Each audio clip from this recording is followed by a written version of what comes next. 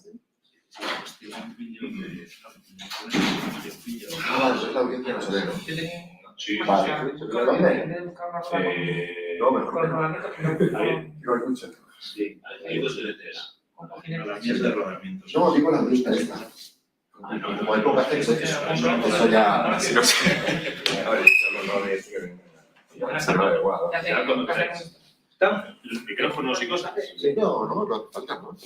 ¿Micrófono? Sí, para casa. Hola. ¿Tengo que estar con el micrófono? El micrófono, ahí hay un micrófono. Hola. Ahí hay micrófono, ¿no? ¿Sí? Sí, sí, eso funciona. Creo que es lo que estaba como en el núcleo, que está dañado. O sea, en verdad, pues es importante. Se quita el micro que va del buque y se pone. Bueno, usar este de todas formas, ¿no? Por si acaso. Sí. Sí. El cambio es rápido. Y el... Vale, pero la segunda no decían de antes. Cuando queráis. Okay. We are online? Online? Sí. Okay. So, okay. Hello everyone. Sorry for the delay because we had problems with the camera. So, and this talk is online. So, thank you very much for attending the meeting. And this is the second online training talk of COMETAS project. And let me talk about a little about the presenter. And the presenter is Marcos Latorre. He actually was some years ago a member of our group. And well, after finishing his thesis, he did a postdoc at the University of Yale, and where he began to work on cardiac mechanics. And well, right now he received many awards. We will talk later about the awards. And right now he's a distinguished researcher at the University Polytechnic of Valencia. Sorry for the mistake there. I thought it was on Stila, Maria Zambrano. I was. So he will present.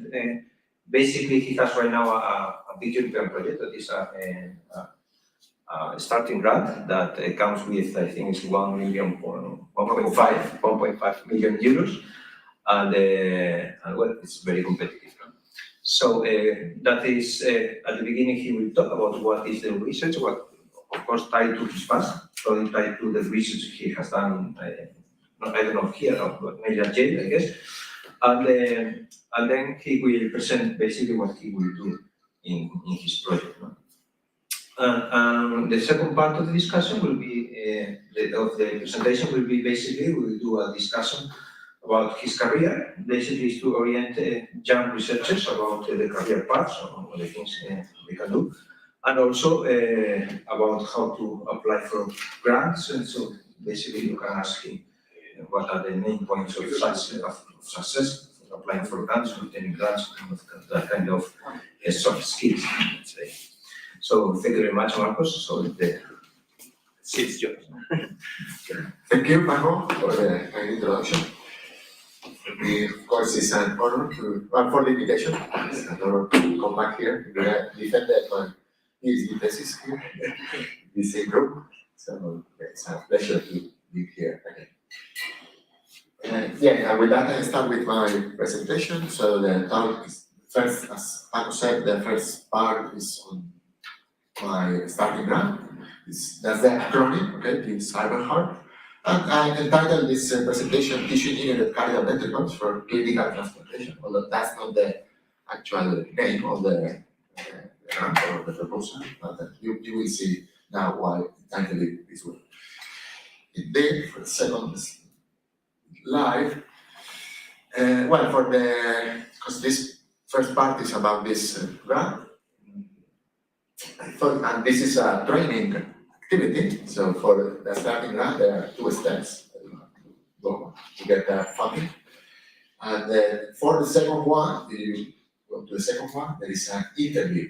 Okay? So this is, well, first you have to write a proposal. For the first part, which is the B1, it's only 5 pages long.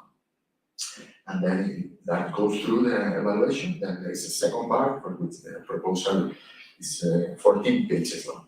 Okay? And then that is sent to experts in the field, and also the panelists evaluate the proposal. And then you have an interview with the panelists, the European Research Council. And so, because this is a training activity, so I thought it will be good for maybe some people in the audience that are preparing a starting grant, or they have gone to the second part of that of the evaluation. So I thought it will be good to just show you the first 3 slides, and then you also see what this presentation is about. So the first 3 slides will be the 3 slides that I presented in that interview. So I'm going to, well, just give a little bit more information. Interview was 25 minutes long, or 30 minutes, I don't remember.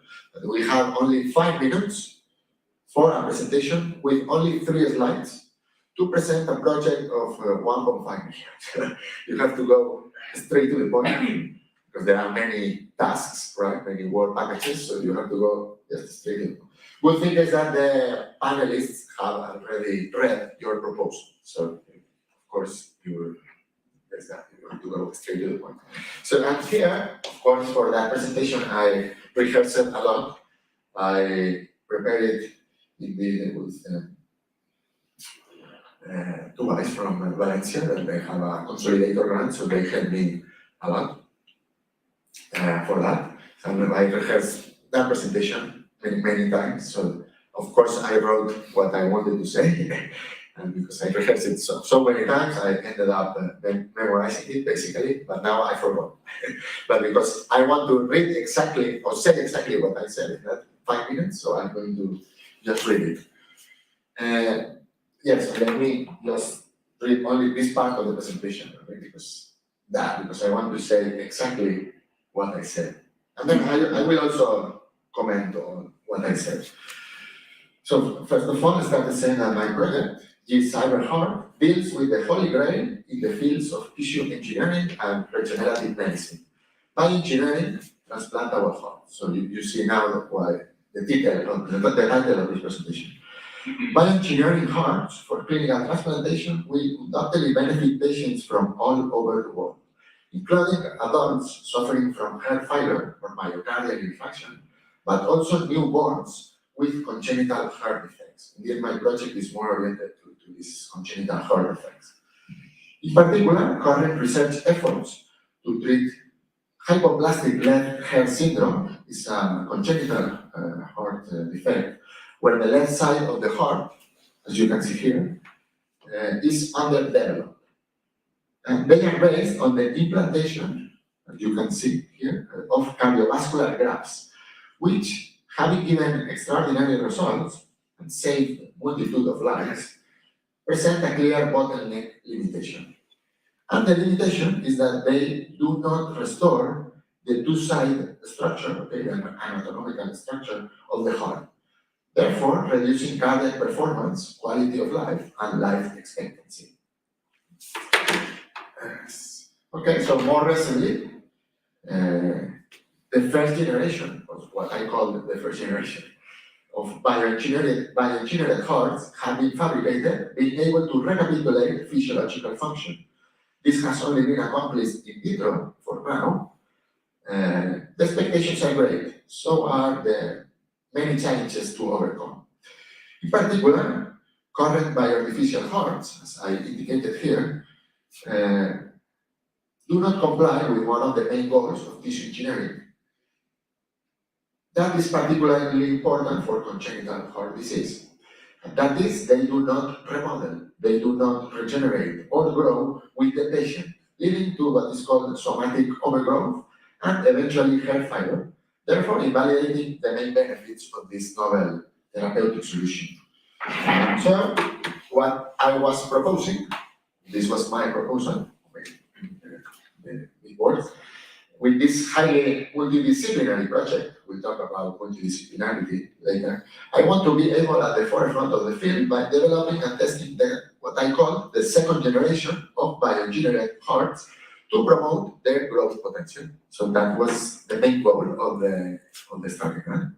Just one slide, I have explained all the past and the present and future. Here I'm sorry, but I I cannot show this for confidentiality issues, something in my grant agreement, so I prefer to be careful because I'm just starting. I'm setting up my lab now, so and because this is being recorded. If this was not recorded, so this will be on YouTube, and so yeah, I prefer to be careful. But then this is the second. Okay, this is second as well. The research strategy is radically different, and that have to be clear, particularly for an ERC grant, to anything done up to now in the field. Will be focused on studying how these structures adapt to multiple combined changes in hemodynamics, electromechanics, and inflammation, both in vitro and in silico. In particular, as you can see on the left, not now, in that interview, we will 3D bioprint the left ventricles in M1, including pluripotent stem cells, that will then differentiate to cardiomyocyte or endothelial cells within respective layer. Consistent with this choice, for the first time, main mechanobiological stimulators of these cells will be controlled in our unique growth-oriented working heart bioreactor to enable the simultaneous maturation with respect to boost via macrophage-induced inflammation and tube bioink degradation. So you cannot see the picture, but I have just explained it. Consistent with the design experiments, and this is important, and I think this is one thing that the panelists really liked from my proposal, is that I try to link experiments with computations. And this was interrelated for the first time, as far as I knew. Consistent with the design experiments for the first time, the different contributions to the different constituents to the overall GNR growth and remodeling of the bioprinted heart will be delineated in M2 by, again, our unique growth-oriented multi-constituent framework, which will significantly build on the theoretical and computational vascular framework that I have personally developed during my postdoctoral stay at Yale by considering the many coupled multiphysics effects within the heart. Second slide, and then we go to last slide. So that was the presentation. Therefore, by synergistically combining the experimental and computational advantages of this approach in M3, I expect to efficiently promote cardiac function and growth potential of the bioengineered left ventricles with this project, which will have a considerable impact in the field, paving the way to not so distant animal studies, and why not clinical studies in the long run. Then I gave a little bit information about my background, because I'm an aerospace engineer, and here I'm applying for a project that has nothing to do with aerospace engineering. So here I was basically preparing the field, because I knew that that could be a question in the question session. So they say that I like to remind that I'm an aerospace propulsion engineer. However, I've been interested in and working on the biomedical engineering field over the past 10 years. Having taught in different international institutions, significantly contributed to research projects, both in Spain and in the US. In fact, thanks to my theoretical and computational background, I brought fresh air into the field, being recognized with awards, editorial board memberships, invitation to write papers in biomedical journals. I've also led studies with animals. That was also important, because I was including experiments in my proposal, but I don't have experience doing experiments. So I wanted to say that at least led studies with animals. That is here. Okay? We published a paper in Science Advances, and I collaborated with many colleagues in the J. Humphrey lab at Yale, with they use mouse to perform their experiments.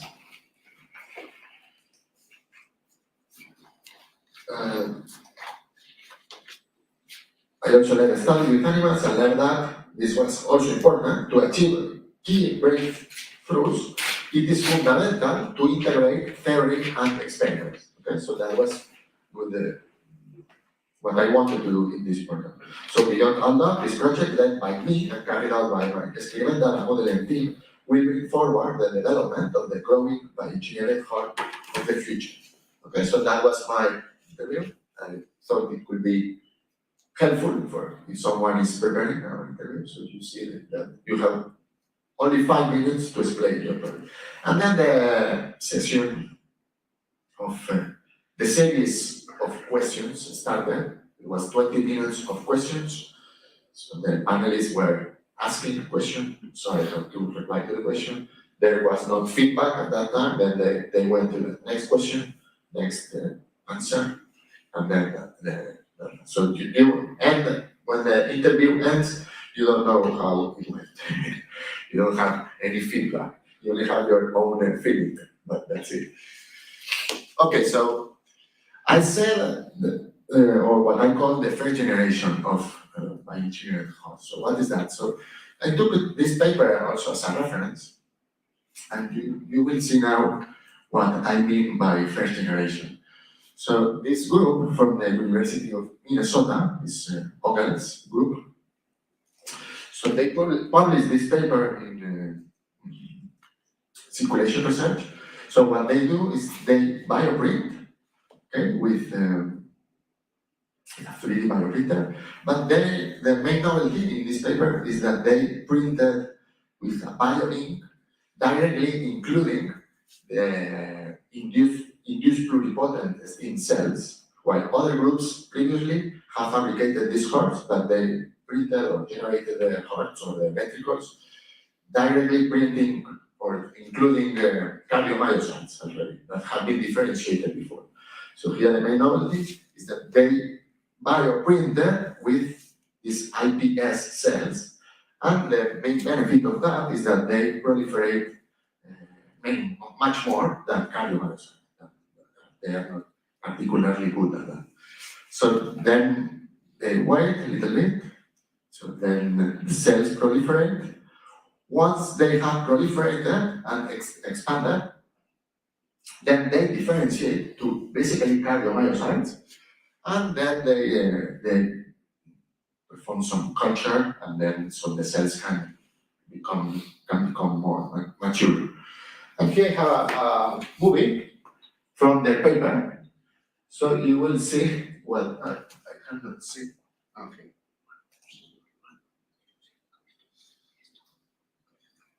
Okay. So you see how the structure that they bioprint after is differentiated, and then the cells can become mature some. You can see the beats, how the heart or this ventricle starts beating, right?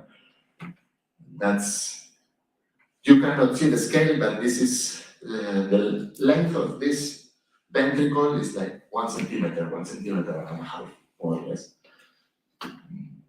So that's what they accomplished, and I think that's quite impressive, right? And indeed, this ventricle can generate, you can see the beats per minute, and can generate these typical cycles, in cardiac, that we see in cardiac theory, with volume, changing volume, and changing pressure. So they are able to generate pressure and move the blood.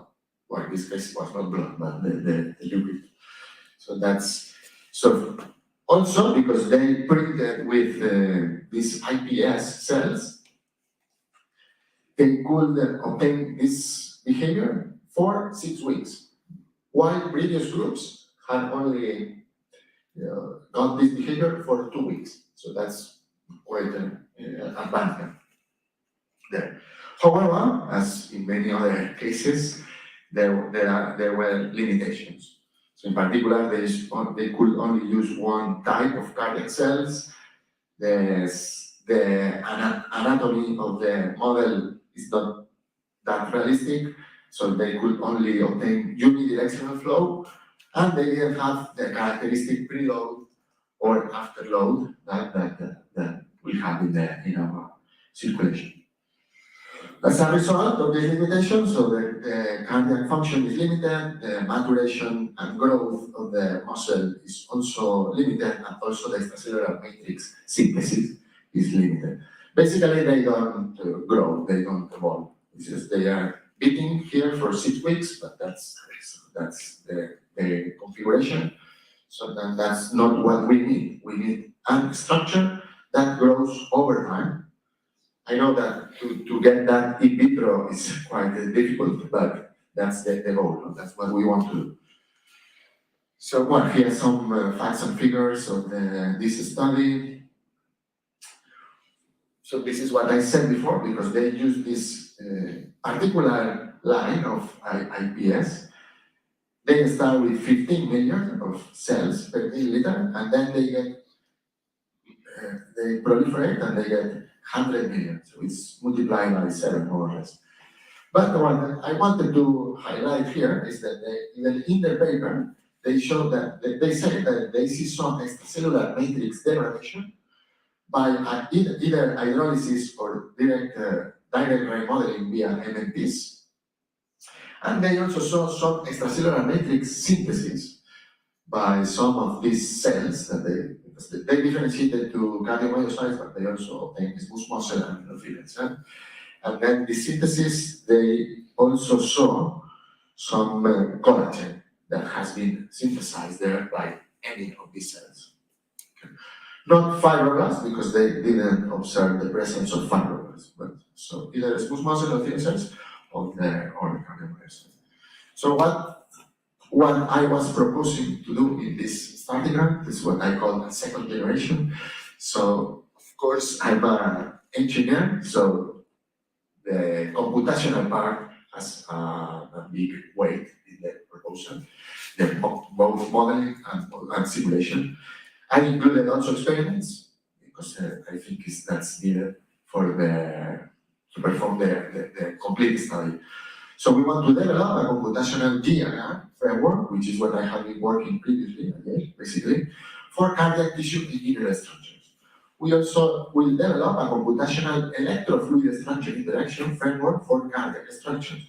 And here the good thing is that I joined the CI2P team at UPB, and they are experts in electrophysiology, in particular cardiac electrophysiology. So that was like a perfect match. So for them, basically the heart doesn't move, and for me, it moves or it deforms. But I don't know anything about electrophysiology, so it's a good, will be a good thing, good collaboration.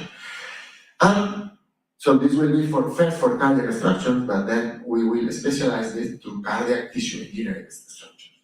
And of course, we'll have experimental data that we can then to verify and validate the model. So again, for the experiments, as I said, I don't have much experience in doing experiments, but this is say a multidisciplinary project. You cannot know it all, right? And acknowledge my limitations. So how can we say this? So basically, what I propose to do is to first to hire experienced team members, and second to collaborate with other groups. Indeed, I'm starting to setting up collaborations at UPB or in Valencia.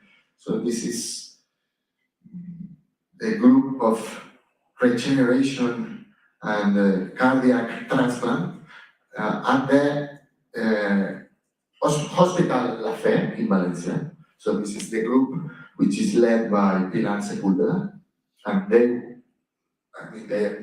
have experience and expertise in cell biology, in particular on this type of cells. So that's also great because we can establish that collaboration there. And at UPB, in the same way as we are CI2B, there is another group which is CBIT or Center, which is Center for Biomaterials and Tissue Engineering. So with them, I will collaborate to, let's say, optimize all the biolinks and all the biomaterial with which we will build. So for this, of course, you don't get a starting grant if you say that you are going to do same thing that other groups have done, for example, others. So here, of course, we will try to improve what others have done to build on what others have done. So here we will develop a more realistic left ventricle model, we will develop a dynamic bioreactor, and we will perform all these experiments, optical mapping, imaging, and material characterization tests. But the main point of the proposal was to combine this modeling and simulation with the experiments. And for that, we will use the computational tool that we will develop in AIM2. Okay, yes. So for that, we will use we will use that computational tool first to optimize protocols based on our results from the simulations. And other things that we can do is to perform other simulations that cannot be done for now, or by now, experimentally. For example, you mentioned that we are able at some point to implant this left ventricle, to attach it to the right ventricle to form a more realistic heart. That cannot be done now experimentally, because if we do this in vivo or even for a mouse, the mouse will die probably at 5 minutes, it won't survive.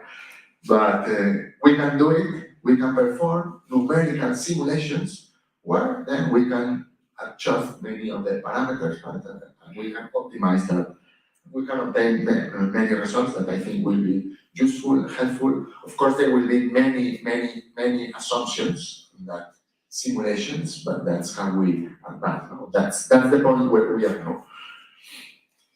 Okay, so say we are towards a second generation. So this is where my group is now. So I started in September, so it's like 4 months ago.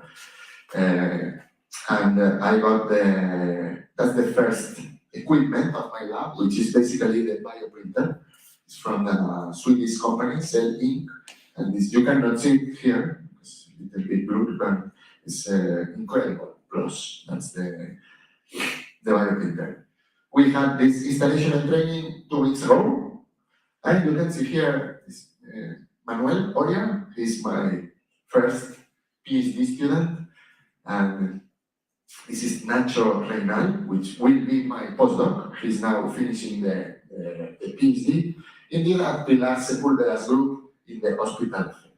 Indeed, both are biochemists, and Manuel has a master in neuroscience, and Nacho has a master in regenerative medicine, I think, and his thesis or program or doctorate is on biotechnology. So they are not engineers. So honestly, I never thought that I will supervise thesis of PhD student, but I also that they were not engineers. But this is what this project requires. And indeed, initially I thought that it will be difficult to find these people, but honestly, having an ERC helps a lot. Then I didn't look for them. They looked for me.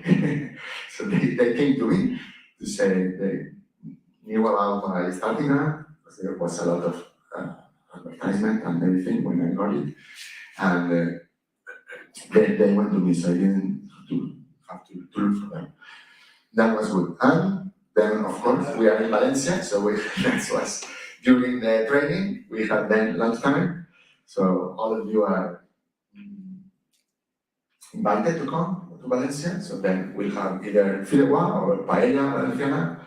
We have that every day for lunch. Well, then Christian was the instructor from Sening. He came from Sweden specifically for this training. So that we had a whole day for the training. And this is what Manuel just printed last week. On Friday, I told him to prepare some movie for this presentation. And this is, I don't know if you can hear it. No, I don't think so. So you will see what he's bioprinting now. What is the material for the printing? That was a hydrogel. It's hydrogel. But this comes with a starter kit. This is just to print, to start printing. Okay, I mean that the final result for the printing is compliant with the real body or not? Yes, I mean, some of these bioinks, yes, not all of them, but some of them, yes. They are biocompatible, is that what you mean? Yes. Some of them, they are. Not all of them, but yes, some of them. And this is the result. I don't know if you can appreciate it, but that's a nose. So we are not printing ventricles yet, but we are printing noses. And you can see the holes also here, the holes. But next, I think in 1 month we'll be already printing what we want to print. And this is Nacho's. I also asked Nacho to send me some movies from his PhD. As I said, he's working, finalizing his thesis in the Grupo de Regeneración y Trasplante Cardíaco, led by Pilar Sepúlveda, as I said before, at Hospital La Fe. This is Ampati's work. And here, so he's working with iPS cells that they differentiate then to cardiomyocytes. And that's what I want to do. That's what I said that I will do in AIM 2. So I cannot. Okay, so the thing is that this is only in 2D. So he's working with iPS differentiated to cardiomyocytes. This is in a matrix gel matrix. And you can see how these cardiomyocytes start contracting and relaxing, That's typical movement in cardiac tissue.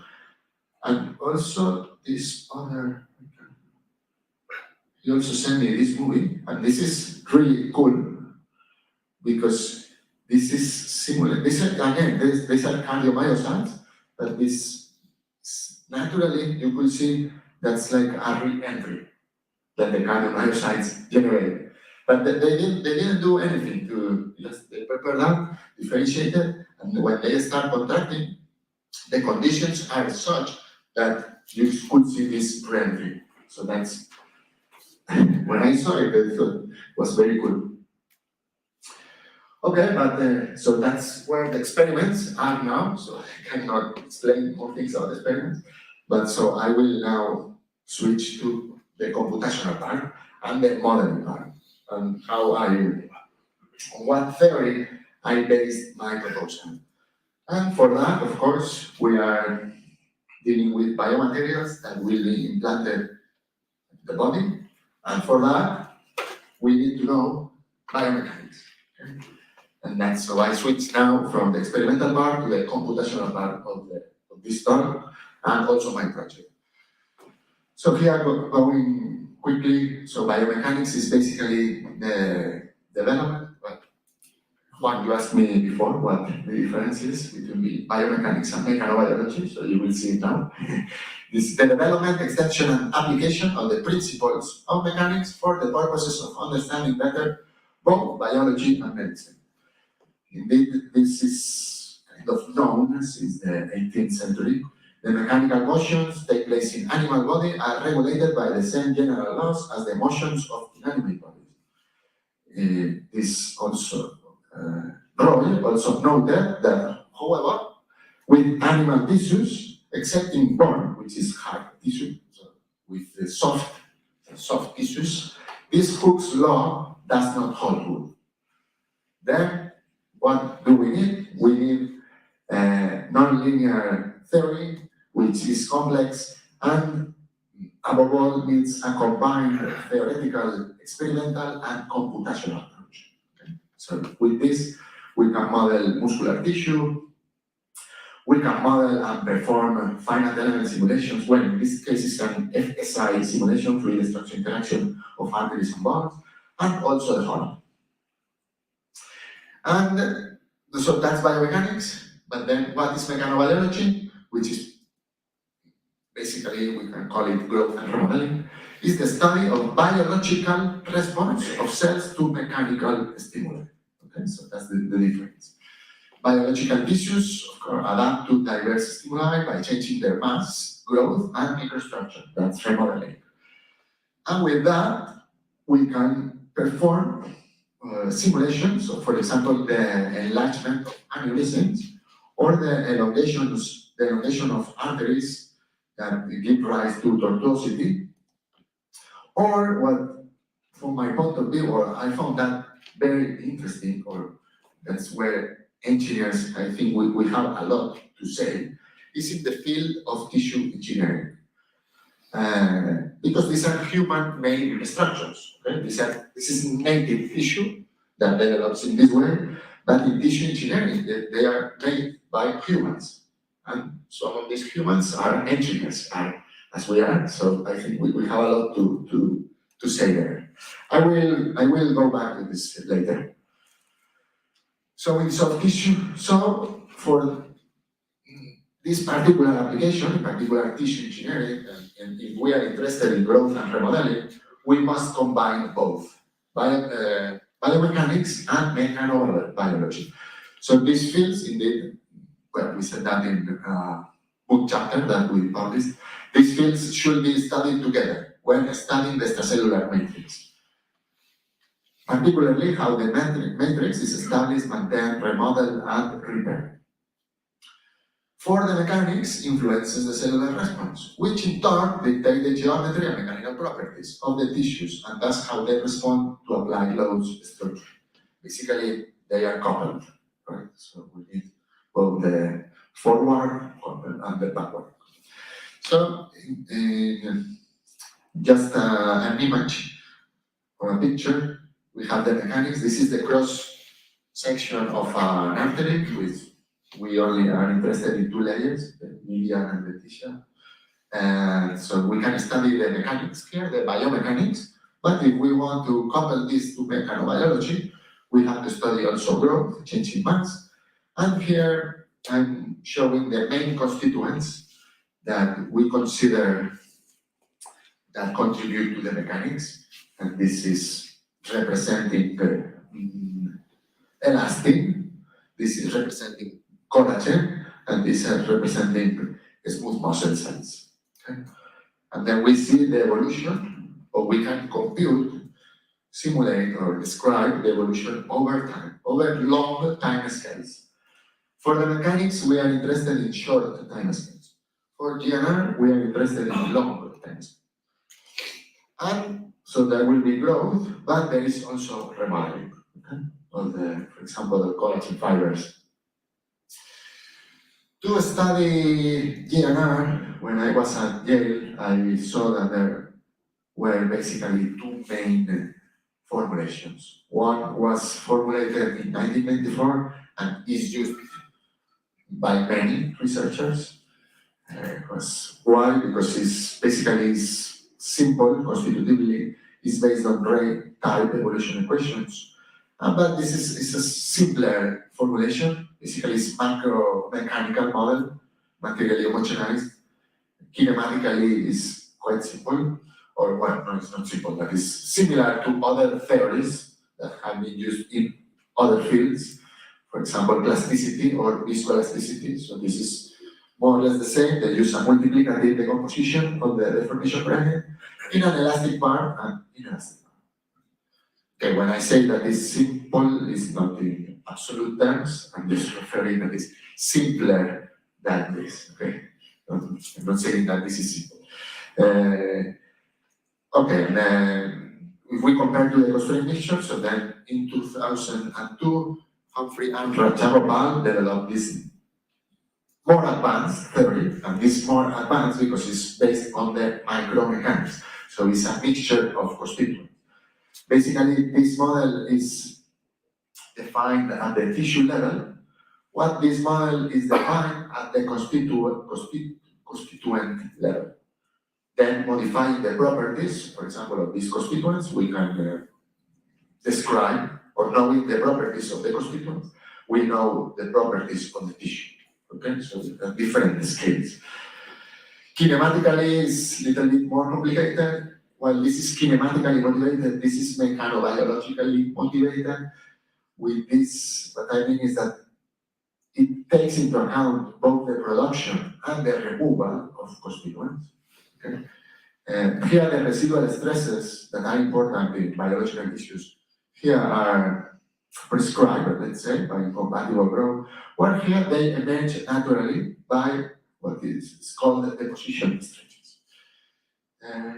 What is the problem of this formulation that is computationally very expensive, for example, to be implemented in finite elements?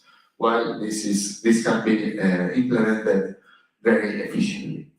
So that's the main disadvantage of this formulation, but of course, constitutively can capture many more details than this other formulation can, okay?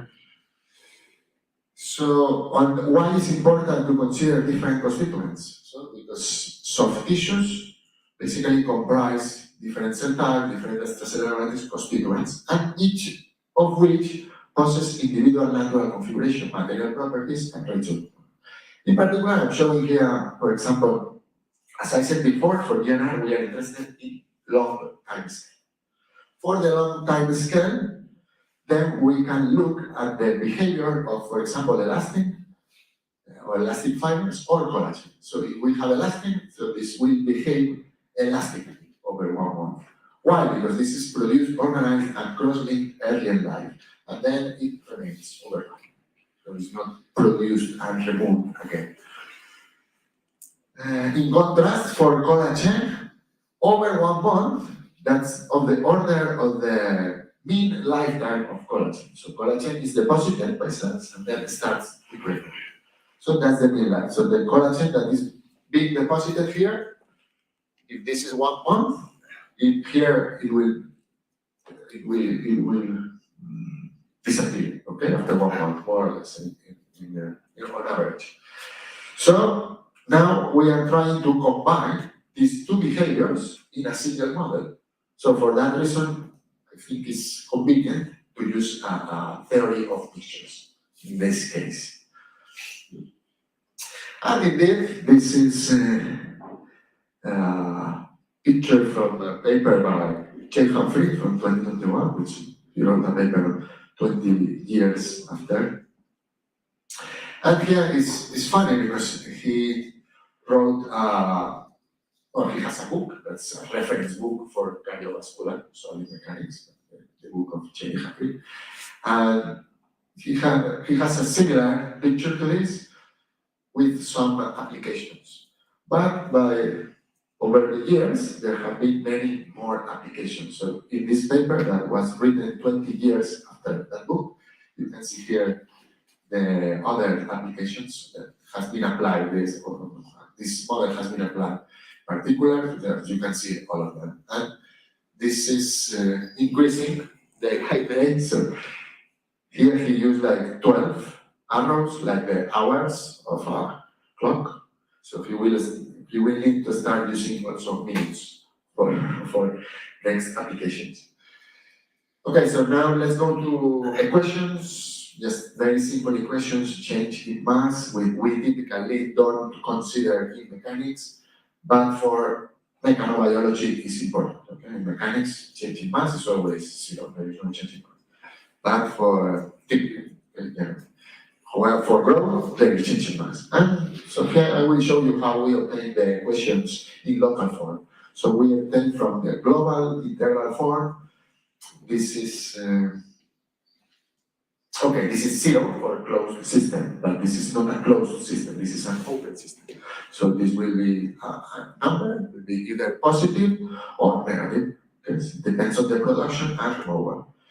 From this, we can write the local form, and with this, by defining a stimulus function that compares basically production, okay, and removal. So if this epsilon is greater than 1, there is positive growth. If this epsilon is less than 1, is negative growth or atrophy or whatever. So we also introduced this first order kinetics decay, and basically from this equation that takes into account production minus removal, we obtain this equation in local form, which as you can see is very similar to the equation that, well, I will explain it later, but this is very similar to the equations that we use in viscoelasticity. Okay, so first order relaxation equation. And to see how to integrate that equation, I'm including here a very simple example. This is again the cross-section of an artery with only one layer. And here I'm increasing pressure by 50%. Okay. Initially, this is in vivo state. So initially there is some pressure, which is normalized to 1, and then increased by 50%. And here I'm running the full model with the full constraint model. Okay. So you can see here there is an assumption implicit in this stimulus function is that the cells try to recover the stress level to the homeostatic stress level. Okay? So here you can see how the vessel, after the pressure increases, then the thickness starts increasing.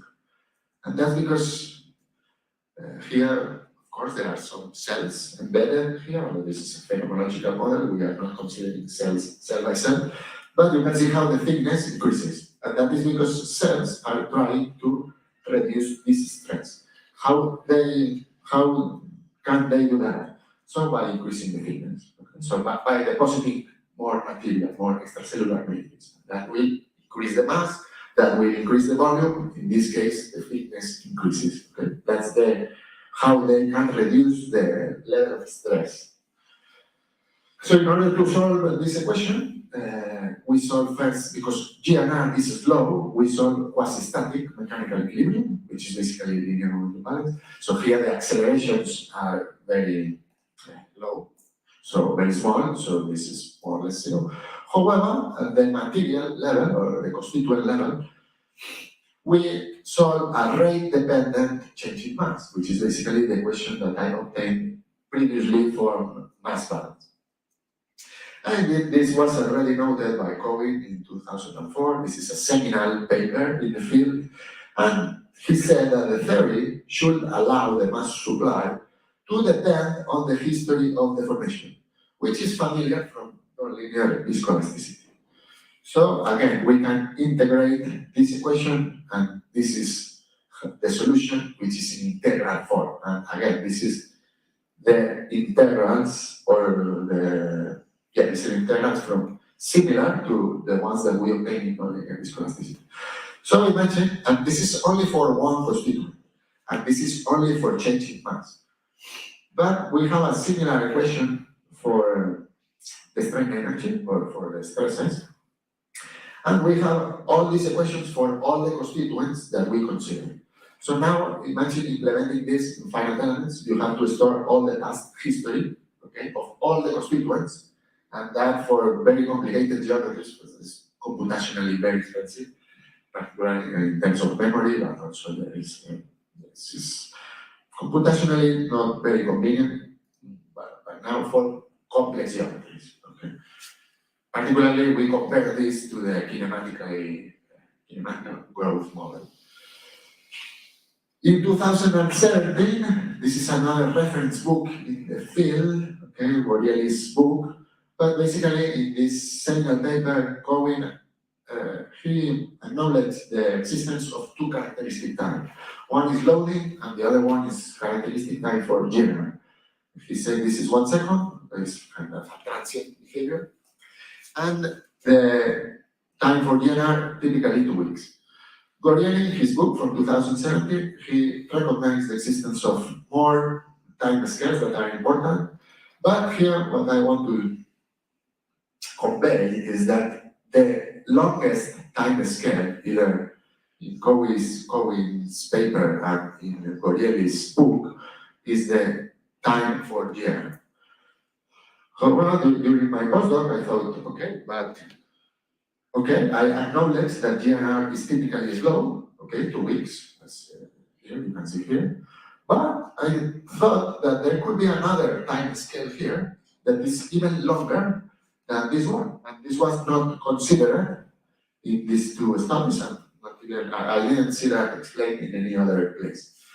For example, imagine a case of gradual hypertension that we can have, in which pressure is not that we have an increase in pressure in just 1 second or just 1 day. Okay, pressure keeps increasing slowly, you don't notice that, and you might end up with hypertension after 2 years and you haven't noticed anything.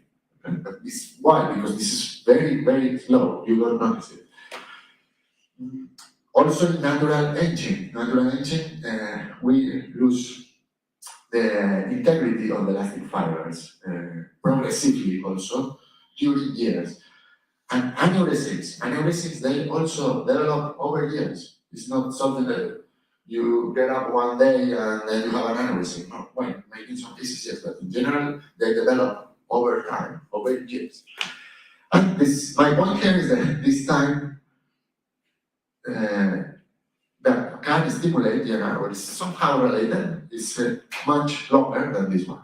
For example, tortuosity, that I will show later, also can take years.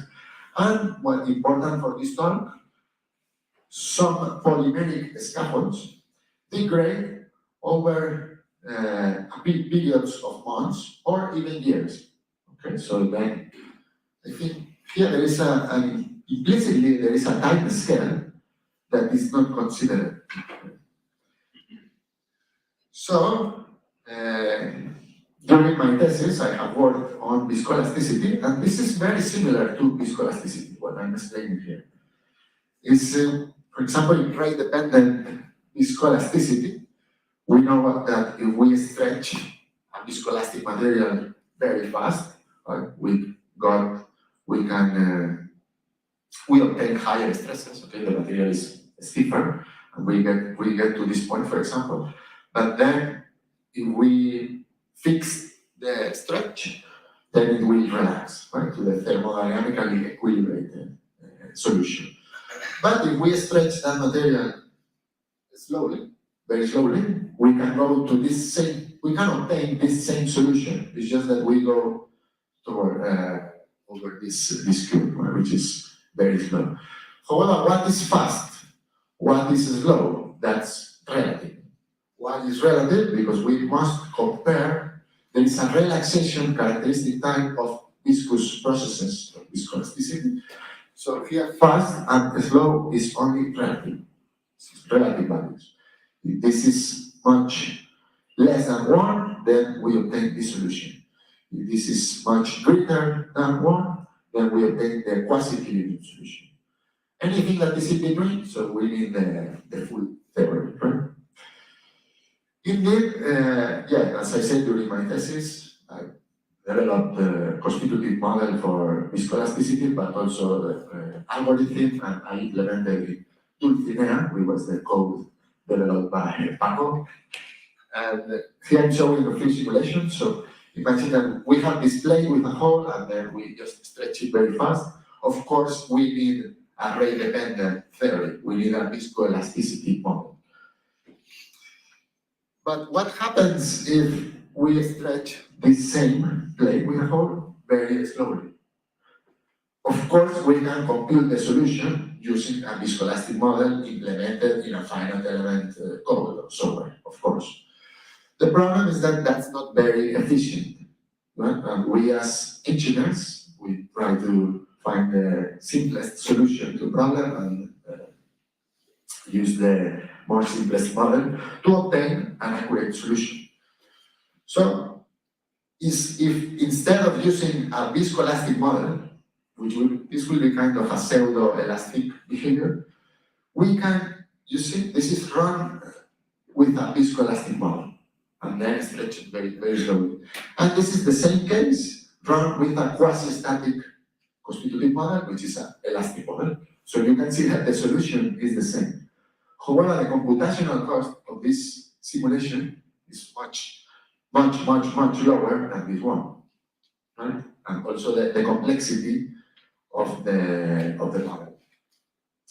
However, when I was there at Yale, I saw, okay, that in many fields or applications, we have a rate-dependent formulation, and there is its equivalent in, or rate-dependent counterpart. Right? For example, in viscoelasticity, rate-dependent hyperelasticity. Viscoplasticity is rate-dependent elastoplasticity. But I didn't see honestly, everything like that in terms of growth and remodeling. So both kinematic growth model is rate dependent, and the constraint mixture model is also rate dependent. One is expressed in terms of integrals, the other one is expressed in terms of rate equation. So for GNR, instead of coming with a new name, so if you come up with a new name for rate independent GNR, so we can put it here in framing. But basically, for this growth and remodeling, we can obtain rate independent GNR if the characteristic time for GNR is much less than the stimulation time for stimulation. If this is much less than 1, then we obtain mechanobiologically a quasi-equilibrated rate independent GNR solution. And you can see now I run the same simulation as before, the same very simple simulation, but now just increasing the characteristic time for loading. What happens in that case? That because the characteristic time for GNR is less than this time, it's kind of the vessel is adapting basically instantaneously to the change in load. So because it's faster than the change in load or the time that it takes for the load to change. So in that case, we can remove time from the equations.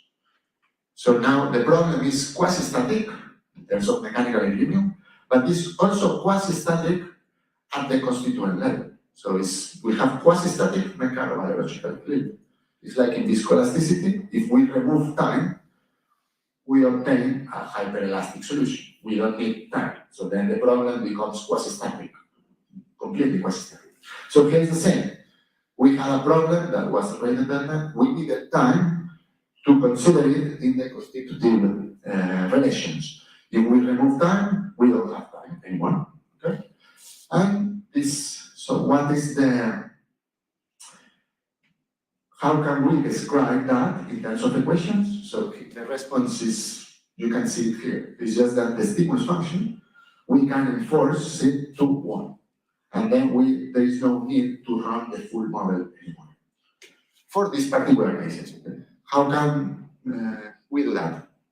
So as I showed before the question for change in mass, here alpha represents the different constituents, as I said before, so we need to consider all of them. So if we consider quasi-static conditions, basically here, that's indeed what we get. We get that the stimulus function that is driving the GNR or the mass production for that constituent must be 1. Okay, so that comes directly from this equation.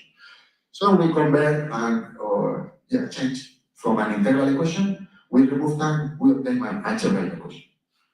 And indeed, this is very similar to what we have in rate independent elastoplasticity. There we have a yield function, which if that yield function must be 0 when there is plastic response. Here the stimulus function is 1 if we have a mechanobiologically equilibrated response or rate independent response. I said before that there is another equation, integral type for stress is this. Well, this is the other equation which I haven't derived here, but you just believe me. And because my point here is that we can also assume quasi-static conditions in this equation. Again, we can go from an integral equation to an algebraic equation. Okay, that's the point of this slide. And here what I obtained is that stresses now depend only on the deformation gradient or the Jacobian. Of course, so this is the question. So this is similar to Cauchy elasticity, not to hyperelasticity, where there is a strain energy function when the stresses there are. Because here, although this stress derived from a strain energy function, that's only for the transient behavior. Okay? And here I'm talking about the GNR time scale, basically. So with that, basically working on these two equations, we could develop particularization, basically, of the constraint mixture model, or basically we could extract the rate independent part of the full constraint emission model that depends on hereditary intervals. Okay? And this case, again, the model is micromechanical, is again mechanobiologically motivated.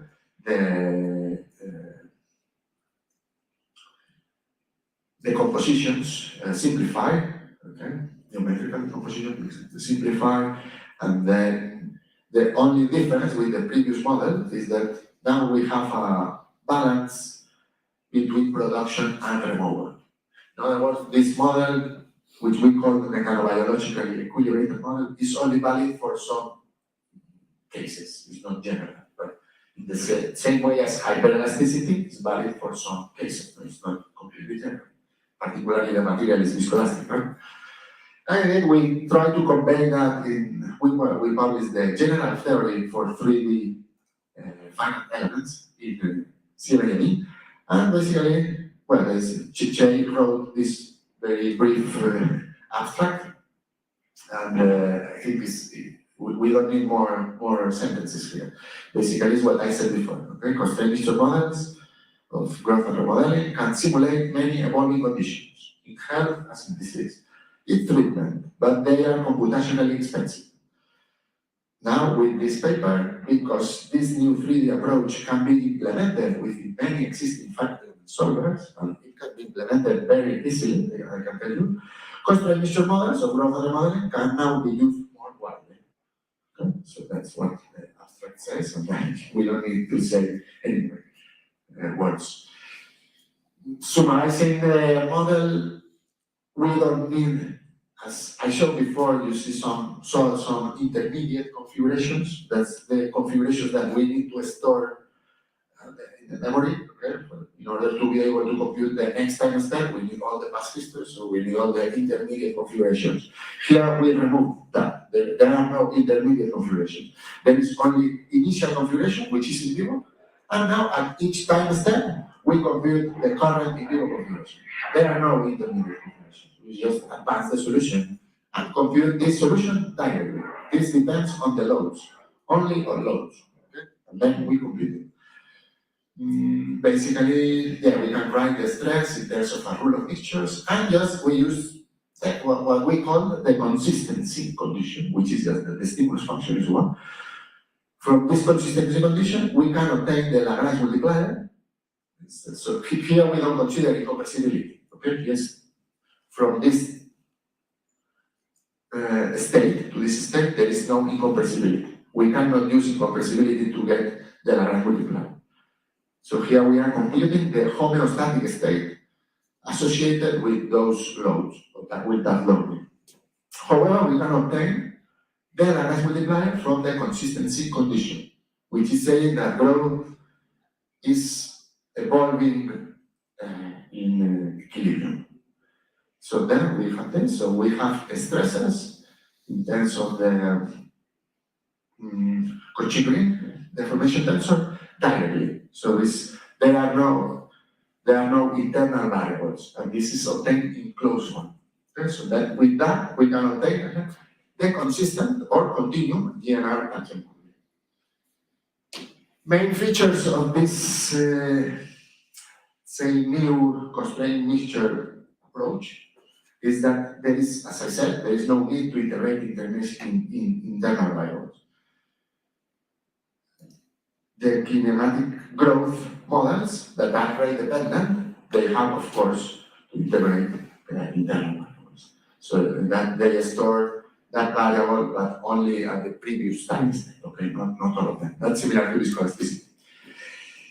Indeed, here the subroutine, I programmed this in open source code FreeBio. So they have some plugins that you can program your material subroutine, okay, as many other programs. But for that, I used a plugin that was particularly designed for a neo-Hookean material. So I could extend that, yes, but now perform GNR simulations with a neo-Hookean, let's say, plugin, modified for this model, of course. Then, because I said before, there is no restriction on the change in volume. So here, there is no volumetric locking, of course. Volume is free to evolve.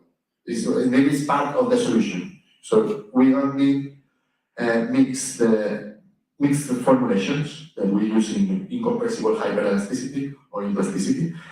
And we can just solve this with a plain Newton-Raphson solver, and we can, of course, attain asymptotically quadratic rates of conversion. The only caveat here is that we obtain a non-symmetric fourth-order tangent tensor with minor symmetries only. Okay? And that also happens in viscoelasticity models or in other constitutive models that give rise to non-symmetric tensors. And here, so after programming this in FEValor, so we have this cross section. Here I increased by 50% the pressure, and this is the solution that I obtained in quasi-statically. I mean, for this increase, give me the load, I will give you the solution. Okay? And regardless of the transient behavior, I'm not interested here in the transient behavior. It's just give me the loads, I give you the formation. The difference here with hyperelasticity is that I'm computing directly the G and R. So for each time step, I compute directly the G and R solution to that load. Okay? Indeed, I run the same increase in pressure using this equilibrated G and R model and the hyperelastic model. And you can see that the times are comparable. This is comparable. I didn't optimize this, okay, the code for this, and it's also using a non-symmetric tangent, so maybe those are the difference. But I was very satisfied when I saw this result, because you run in same time as running a hyperelastic model, you obtain a general solution, okay? This is just to show you kinematics and the stresses, and how we linearize this consistently. And this is basically what is implemented in that code that I'm telling you. And basically the consistent linearization of the formulation, again, very similar to plasticity, is obtained when we enforce that the stimulus function does not change over time. From there, yeah, we must linearize that condition, again, as in plasticity, and then to obtain the consistent linearization of the formulation. And that will give you this quadratic order for the convergence. And with that, so after we published this work, of course, then we started to find many applications for that code. So, as I said before, if aneurysms evolve very slowly, we don't need array-dependent theory. So we can just compute that solution with array-dependent theory. And that's what I'm showing here. And we can advance the solution, of course, quasi-statically. Okay, so this is, you can see how the different aneurysms, how they, asymmetric aneurysms, how they evolve over time, quasi-statically. We can do the same for arterial tortuosity, assuming that it's very slow. So again, we can compute this elongation that becomes tortuous quasi-statically. Okay? In principle, we don't need the array-dependent, the transient behavior. And this was a good exercise. It was a very nice paper, collaboration with Waze, that Waze. We could publish this work in Science Advances, and because we combined experiments and computation. So he was doing experiments in Humphrey's lab, and he gave me the data, and it's very nice collaboration with him. Well, and others that are also included in this paper.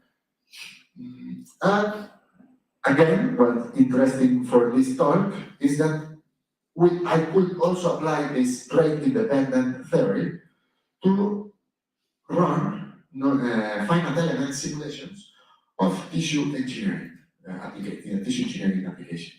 And then this is the last paper that I published with Jay. Yes, so now I will explain all of these problems in particular. So here, as I said before, if we want to simulate the evolving aortic aneurysms, in this case thoracic aneurysms, they are typically slow, okay? Dilatations of the arterial wall that are responsible for significant disability. These arise from genetic mutations, but important here is that they compromise these alterations, okay? Compromise the mechanical integrity and turnover properties of ECM, extracellular matrix constituents.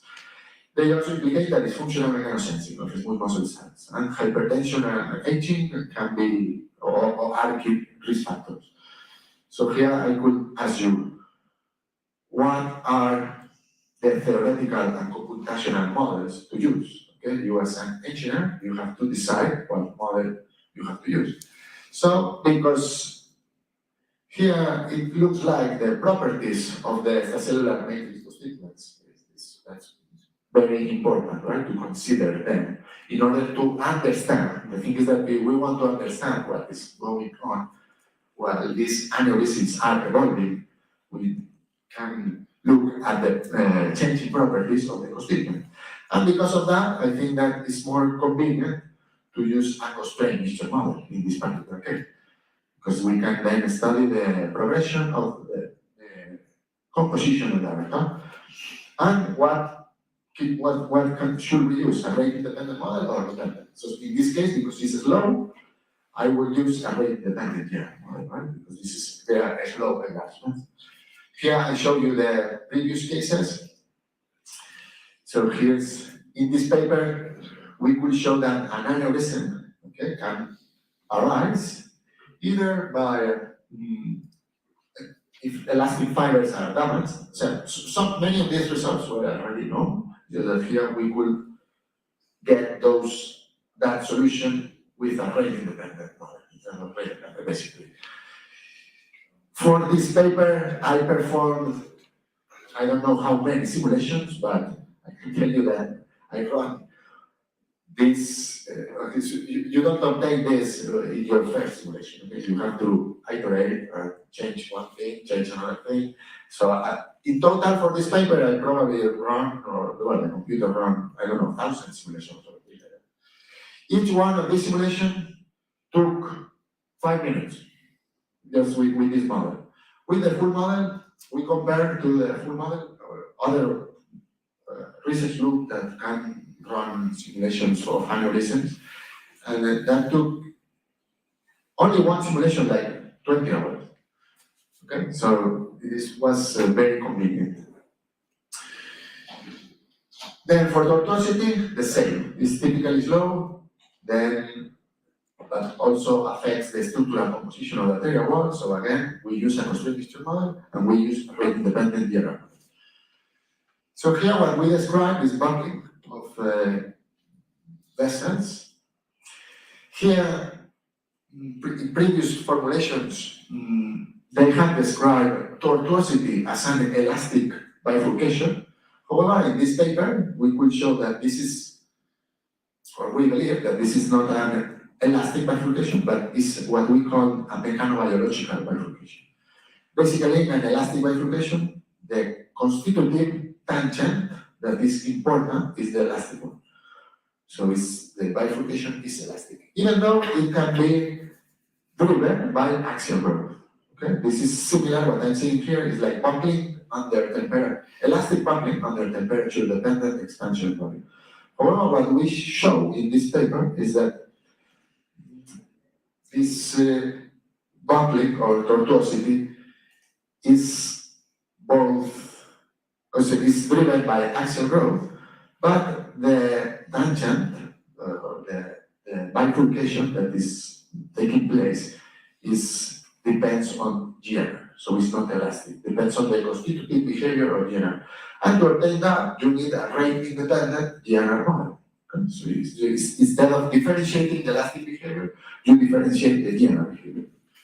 And this is, for me, this is similar to plastic buckling under temperature dependent, where tangent is not elastic, okay? You take the plastic. So here are different cases that you can see in the paper, but it was. The point here is that we took properties from a wild type mouse, and then in the computational model, I changed the properties that we obtained for wild type mice to the knockout mice, and then tortuosity emerged naturally using this model. So it was, that was the result that we obtained. So that was good. And just here, the last slide for this intensive, this is just so you can see the difference. So here, I'm starting from this partially compromised vessel. And then in FEBio, I select either elastic material or rate-independent general material. If I increase pressure, then I obtain this elastic distension. However, if I increase pressure, I change the material model to GMR, rate-independent, and then I obtain this tortuosity. So this is computational proof, or yes, verification that tortuosity is not only driven by axial growth, but it's just that the bifurcation is also by GMR. And with that, I will explain the last part of this talk, which is this fluid solid growth model for TVGs, which is the basis of my of the starting plant. Okay, so basically, again, these are biodegradable constituents, and degradation occurs over 1 year. So again, we use a constraint mixture model, and we can use a rate-dependent model. Okay. Application: this is congenital heart disease. As I said before, this is the current solution, okay, that is being applied to treat this hypoplastic left syndrome. So now there is surgeons reconfigure the heart externally with grafts. So that is what we do, what they do. Here we have to modify this constraint mixture model because this is not a native tissue anymore, it's human-made tissue. Here you can see this graph, how it evolves over time. That's what we try to simulate in our model. Okay, so this is at 1 week, it's polymer. After 6 weeks, you can see this thickening and how the polymer, well, you cannot see here, but the polymer starts degrading already. And you can, this in green, you can see collagen fibers, which are very thin initially. After 6 months, you can see that the thickness is being recovered more or less. And here you also see this changing in the radius. And here in red, there are also collagen fibers, but they become thicker and thicker. And after 1 year, the polymer has disappeared completely, has been degraded. And we have a neo vessel or neo tissue. Okay, so for this, we have to modify, as I say, the model, so you can see all the details. This paper that we published in BMP. Okay? For the fluids, we use a simple equation, unit in 1 dimension. So this is a 1D fluid, 3D solid growth model. Okay? We use a control volume equation. And the good thing is that we can include minor losses and we can also include friction losses. And then, so I combine this with FEBio, and you could see here the change in pressure, for example, that is obtained from this equation. This is the algorithm that you can also see in the paper. And the different steps, so we have the initial geometry, then we pressurize it and then stretch it axially, then we implant, of course there are many assumptions here, we implant the graft, and you can see here results from the simulation. And you can see that it describes quite well what we observe. And well, this is obtained from sheep. Okay? This has been implanted in sheep. And so these are experimental values in a preclinical study. And here you have the movie. Okay? And you can see also how the inner radius decreases and how thickness increases, similar to what we obtained. And here are some experimental results that we could reproduce data thickening, narrowing, also shrinking, stresses, and importantly, with just one equation of 1 dimension for the fluid, we will capture these pressure gradients that are measured indeed, these graphs are already implanted in humans, okay, in newborns. And then the polymer will degrade, a new matrix will be formed. And this is indeed a clinical trial that is taking place in the US. Okay, so for why I'm explaining this, because this is the computational, is related to the computational part of the starting graph. So this was preliminary data in my proposal. I say, okay, so I want to do this, but now in cardiac tissue engineering. Thing is that here things are even more complicated, right? Because we need transient flow. Now we will have here valves, there is blood that is entering and going out. We need to include the electromechanics that we didn't have before, and then everything is non-uniform, and so we need finite elements, that's for sure, and then everything is much more complicated. So here there is I'm hiring. So if you want to come to Valencia to eat paella every day, just come. If you want to be part of a young team and collaborate, have experiments in your own lab that we obtain from our own lab that I'm starting still to set up. But yes, I need a PhD student to perform this extension in collaboration with a postdoc that I have already one postdoc that has agreed. He's a visitor that is now in my lab, Shape Panic, and he has agreed already to come as postdoc. So I just need a PhD student now. The experimental part is already done. And with this, I finish the first part of the presentation. Okay, thank you very much.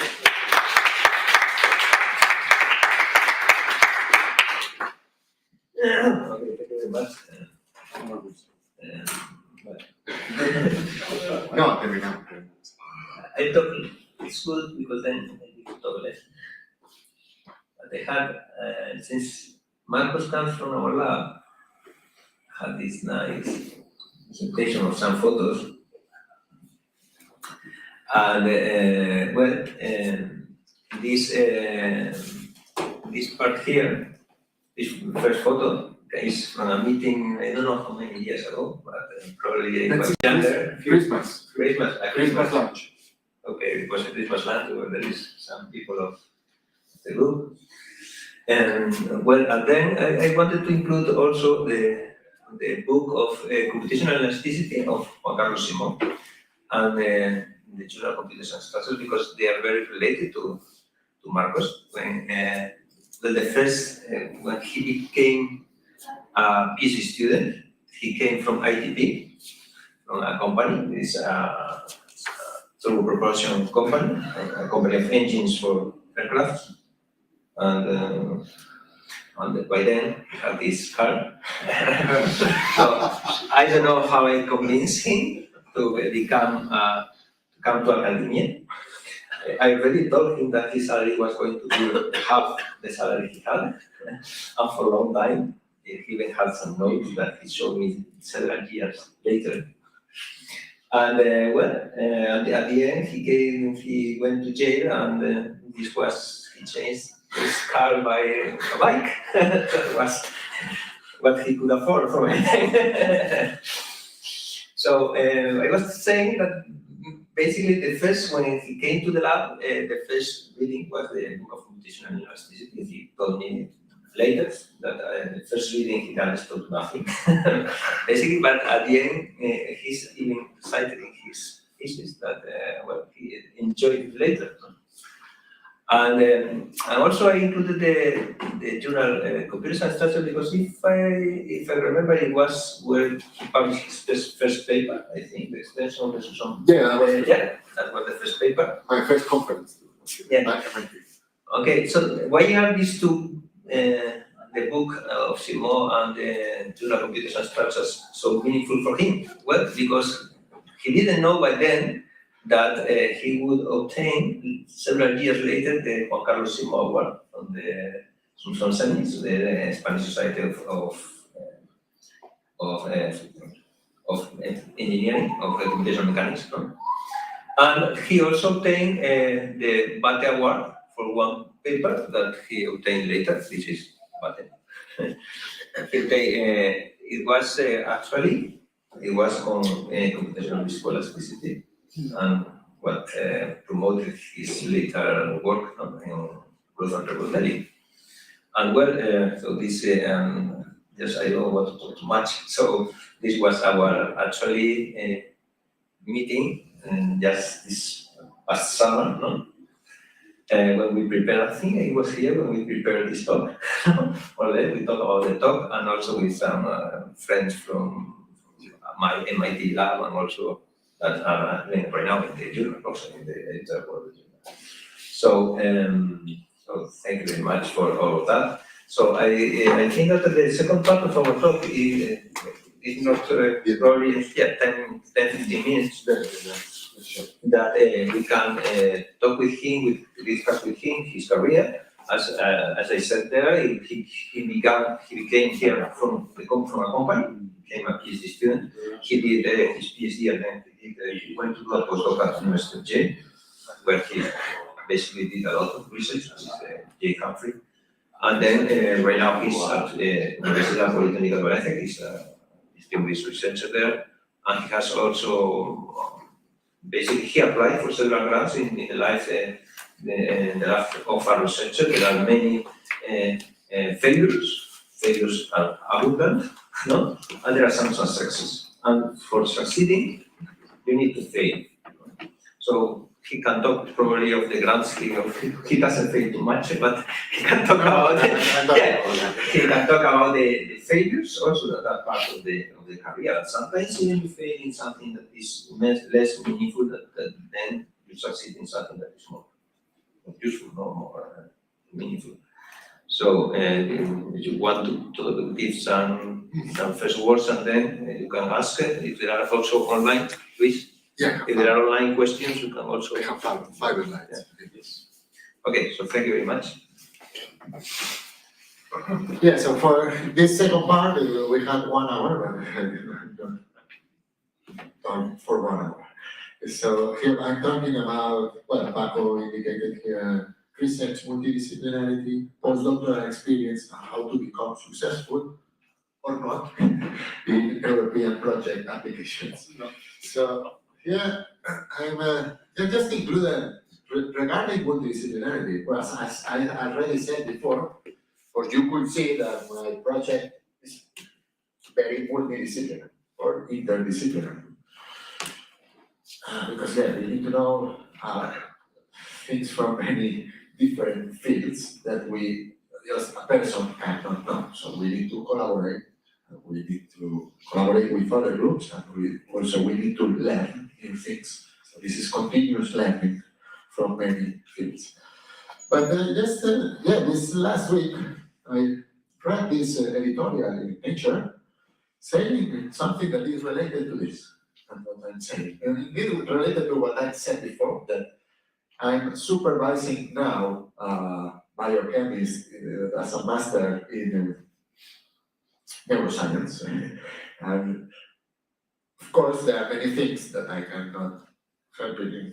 He will teach me, right? Rather than I teach him.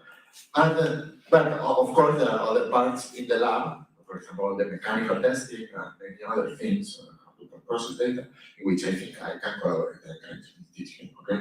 I can supervise him. But indeed, I'm now looking for an additional supervisor for him that knows, that is expert, has experience and expertise, for example, in biomaterials. And if needed, there will be even a third supervisor with experience in cell biology that I don't have. Okay, and I have no problem for that. And even just last week, I was thinking about that. I'm meeting next week with a researcher from the Center for Biomaterials, and I'm going to propose to suggest her that to supervise the thesis with me. Indeed, I read this article in Nature editorial, and this is saying that the 19th century approach of doctoral students and professors in a master-apprentice relationship can no longer prepare researchers for the way science is done today. In large, within interdisciplinary teams, but also multidisciplinary teams. In particular, for this type of projects, of course, there will be any other thesis that still can continue with this structure. But for projects of this type that I showed, that's impossible. And this visitor that I have, he comes from the Netherlands, so he's from India, and he has 4 supervisors. So that's the first time I saw him. Yeah, and one is clinician, another is expert in fluid mechanics, the other one is projects particularly for biomedical engineering need, I think, several supervisors. So I'm open to that, and that's explaining the multidisciplinarity, right?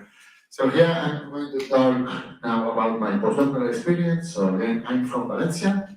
I moved to Madrid in 2004 because there was no aerospace engineering by that time in Valencia. Now there is at UPV. In 2007, I did an internship, got a scholarship, and worked in CENER on problems related to fluid mechanics, which is what I liked by that time. I was in 3rd year. But in next year, I moved from CENER to ITP, as Paco said, 2010, and then even started working there in 2010. So I moved from fluid mechanics, general fluid mechanics, to propulsion, and then started working there. Then in 2011, as Paco said, so he convinced me to go back to university. But by that time, I must say that I didn't know what a paper was. So I didn't know what the research was. So I just, honestly, I came back to, or I wanted to come back to university just to teach. So the professors just do that, they just teach. I wanted a PhD, but probably I was thinking also to come back to industry after I got my PhD, because both my bosses, both at CENER and ITP, they had PhD, so they are the boss. So you want to be the boss, you need PhD. So I wanted a PhD. But I didn't know what the research was, and it was Paco who told me all what I know about research today. So everything about papers, JCR papers, conferences, you need to publish this, and then all the academic career. So I learned that the first year of my PhD when I was here. Paco told me, so thank you. With this, well, so I started applying all this. So then we started working on biomechanics. So I changed fields, basically, from aerospace engineering to more biomedical engineering or biomechanics. So here. And then for my postdoctoral stay, I wanted to go to the US. In particular, I wanted to go with a well-known research team or lab. We worked with this Humphrey's lab. And I wanted to learn, basically, GNR as an extension or a generalization of viscoelasticity models. And there I went, so then I changed again, I started learning more, changed from biomechanics to mechanobiology, which I explained previously. Okay? And here we perform all these simulations. And from there, by the last year, I started working on tissue engineering, the tissue engineering grant that Jenny had, he was the PI. And I found this very, very interesting. Then I wrote my proposal while being there in 2021. And then I submitted my proposal, being there, and I got, that was the first time I applied, and then I got the starting grant. I knew all that almost 1 year later. And then with that, I obtained the starting grant. Okay? Well, here I just wanted to show some what I worked during my PhD thesis, but was, as I said, was not related to aerospace engineering. So I worked in viscoelasticity. Also, I implemented all these models, developed them, and everything. I also worked then during a short postdoc before going to Yale in computational plasticity. So then I could co-supervise with Paco, my first PhD student, with Mira herself, who's here. And here I show just a few results of the simulations he performed for his PhD thesis. and also others with students that collaborated. So this making of stick bar, stretching, cylindrical hydraulic, cylindrical bending test.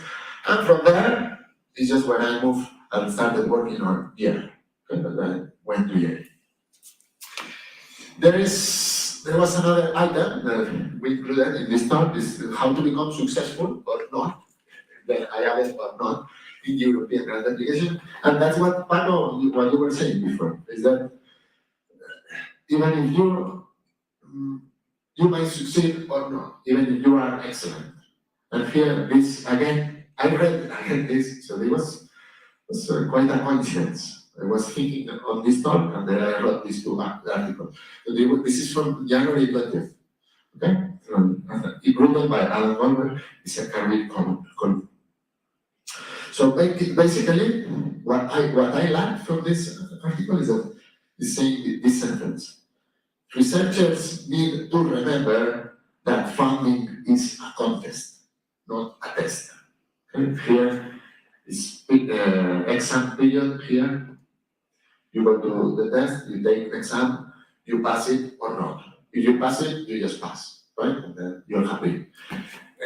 Here in funding, you can get a score of 9.5 and you don't get the funding. Why? Because there are others that got 9.7 or 9.10. Okay? So it's a competition. You must complete this contest. And I'm also saying this because this happened to me. Before applying for a ERC study grant, the year before, I applied for a Marie Curie grant and I didn't get it. And I got a score of 9 point something. So if it was 1 year before, I got the grant. But that year in particular, there was increase 20% of applications, and there were many good applications apparently, and I didn't get it. However, that's normal. You don't get all the applications or all the grants that you apply. So then for next year, so I said, okay, so I didn't get this. So then was 6 years after my PhD to apply for a starting grant. You have up to 7 years after your PhD. So then let's go one step above and then apply for a starting grant, and then I got it. Okay, so you see, even if you fail in one application, which is not failure, it's not failure, you see, that's nothing to do with you. You might be excellent. It's just that there are other proposals, not necessarily people, that are more excellent. Okay, so that's the only explanation. That is what is explained in this article. So then, but because getting a starting grant is not guaranteed, not even 1% that you get it.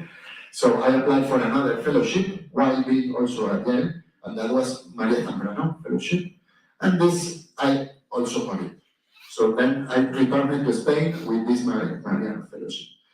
And to explain, so how you apply for different proposals on what topics, if you have some doubts, this is what I thought.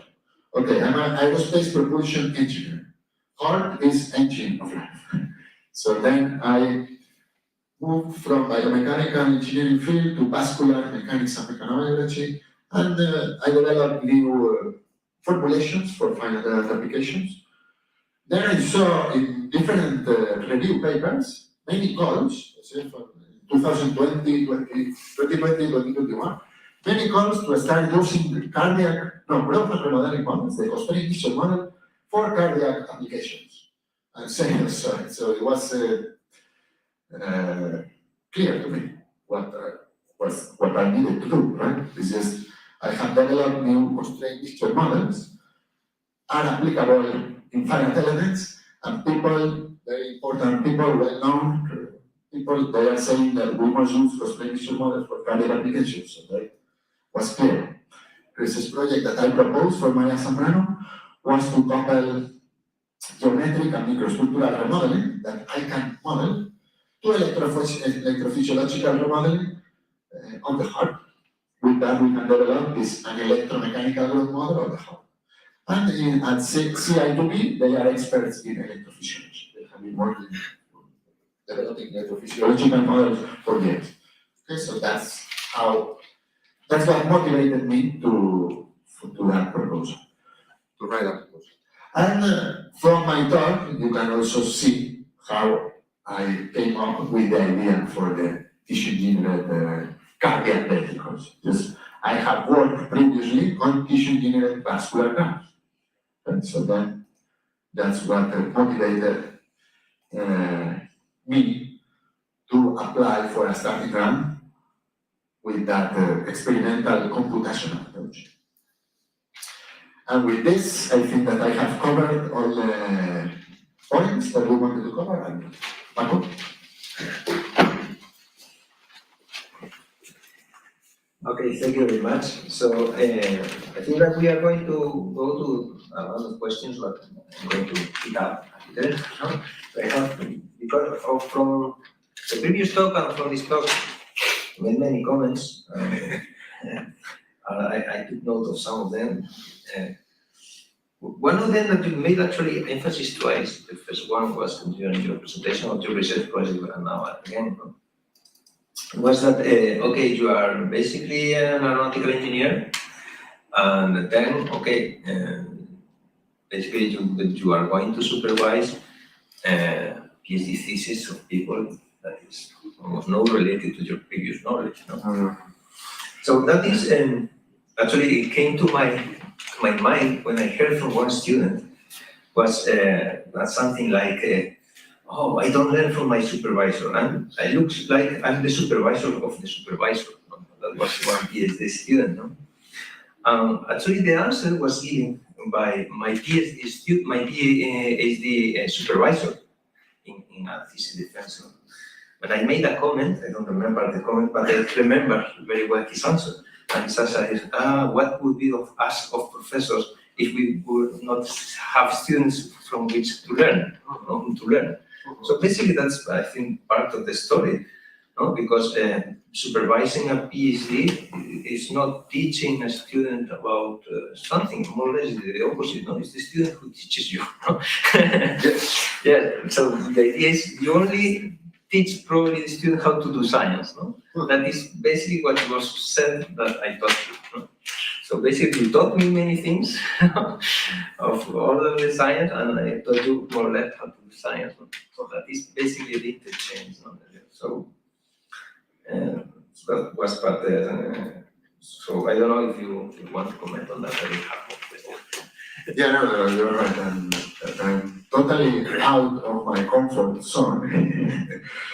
But I think that's what we do. Yeah, and yeah, you're right. And PhD students are the ones who do the hard work, and by doing the hard work is where you learn. And then you learn or develop new theories that your advisor doesn't know, so you have to teach him or her. So yeah, completely agree.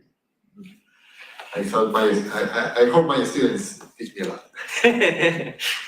Yes, they will, for sure. And well, the other thing is another sentence that you said that is also part of, I think, the new time. Actually, also you came again with the same idea of the paper that you have just cited there, no? Is about multidisciplinarity, no? And about okay, getting, because you said something that like you brought a fresh air to a new field, no? Yeah, and so that is, yeah, and that is what I think part of the success. Also, when you get into any research topic or anything, is sometimes I tell my students also, if you are too much time in a field or you are reading too many papers, at the end you came out with the same idea. So sometimes it's someone that comes from a different field that brings a fresh air, no, to the things. So sometimes it's multidisciplinarity and doing something completely different what makes you make the big contributions, because science is not just about writing papers, no? Science is about doing something, a big contribution. That's what every researcher, I think, is looking for, no? To do a big contribution. Of course, you need papers, part of the game, but it's more or less what you really want to do, no? To do a big contribution. So I don't know if you want to talk about it. Yeah, that fresh air expression that was, so I was preparing my starting grant interview with Jose Adamo from UPB, that has a consolidator grant, and Ivan Mora from University Jaume I from Castellón, has also a consolidator grant. And he told me that. He told me, you have to say that sentence in your interview, that you are bringing fresh air from a different field to a new field. Okay. So he did, and one panelist asked me that, and I replied that. And another thing that I replied is that, okay, he knew Funk, because Funk was aerospace engineer specialized in hydroelasticity, and he ended up writing a series of books that are very reference in the field, no? Funk books. So, yes. Yes. Well, I have another question of the basically of your previous talk.